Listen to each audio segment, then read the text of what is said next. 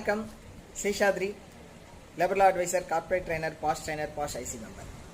ஒரு domestic enquiry conduct பண்ணும்போது அது எக்ஸ்பார்ட்டி வரல. ஆனால் மேனேஜ்மெண்ட்லேருந்து உங்களுக்கு எல்லா டாக்குமெண்ட்ஸை கொடுத்துருக்காங்க. இதை வச்சு எக்ஸ்பார்ட்டி பண்ணி அதற்கு பனிஷ்மெண்ட் கொடுக்கலாமா அப்படின்றதுக்கு சுப்ரீம் கோர்ட்டில் ஒரு ஜட்ஜ்மெண்ட் இந்த மாதம் வந்துருக்கு. என்னென்னா, Satyendra Singh versus state of Uttar Pradesh அந்த ஒரு ஜட்ஜ்மெண்ட். அந்த ஜட்ஜ்மெண்ட்டில் இந்த மாதிரி தான் எக்ஸ்பார்ட்டி பண்ணியிருக்கா, பர்சனல் ஃபைலை வச்சு எல்லா எவிடன்ஸ்லாம் இருக்குது. இதை வச்சு ஒரு என்கொயரி ஆஃபீஸர் தன்னோட கன்க்ளூஷனுக்கு வரலாமா வரக்கூடாதா அப்படிங்கிறது தான் இங்கே கேள்வி எழுந்தது.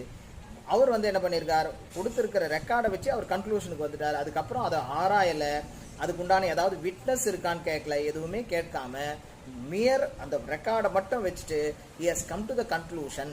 அதனால் எக்ஸ்பார்ட்டியில் அதை விவாதிக்கிறதுக்கு உண்டான எந்தவித சந்தர்ப்பமும் இல்லை, அதனால் அப்படிப்பட்ட என்கொயரி செல்லாது அப்படின்னு இந்த தீர்ப்பில் சுப்ரீம் கோர்ட்டே கொடுத்துருக்கு. சார்ஜ்னா அந்த சார்ஜுக்கு உண்டான எவிடன்சஸ், விட்னஸ், அதை கிராஸ் எக்ஸாமின் பண்ணுறது, அனலைஸ் பண்ணுறது, இதெல்லாம் கண்டிப்பாக இருக்கணும். இல்லைன்றதுக்காக டைரெக்டாக ஒரு கன்க்ளூஷனுக்கு அதை என்கொயரி ரிப்போர்ட்டாக பண்ணக்கூடாது அப்படிங்கிறது தான் இந்த கேஸ் ஜட்ஜ்மெண்ட்லேருந்து நமக்கு தெரியக்கூடிய விஷயமா இருக்குது. அப்போது ஒரு டொமஸ்டிக் என்கொயரி கண்டக்ட் பண்ணுறீங்கன்னா கண்டிப்பாக நேச்சுரல் ஜஸ்டிஸ் ஃபாலோ பண்ணணும். யார் மேலே குற்றம் சுமத்துறமோ அவங்களுக்கு உண்டான அந்த தெரியப்படுத்தி, என்ன குற்றம்ன்றதை தெரியப்படுத்தி, அவங்களுக்கு போதுமான வாய்ப்பு கொடுத்து, கிராஸ் எக்ஸாமினேஷன் பண்ண வச்சு, போதுமான விட்னஸ், போதுமான ரெக்கார்ட்ஸ் எல்லாத்தையுமே ப்ரொடியூஸ் பண்ணி அனலைஸ் பண்ணால் மட்டும்தான் அந்த டொமஸ்டிக் என்கொயரின்றது சரியான முறையில் பண்ணக்கூடிய ஒரு என்கொயரி அப்படிங்கிறது கோர்ட் மூலமாகவும் நிரூபணமாயிருக்கு. இதுக்கு பற்றி